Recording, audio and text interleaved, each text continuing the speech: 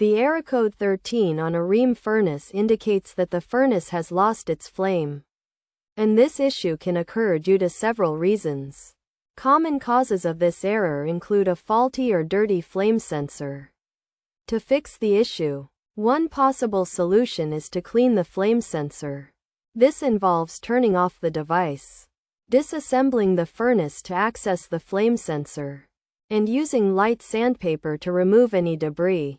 The entire flame sensor, as well as the area where it is mounted, should be thoroughly cleaned before reinstalling it.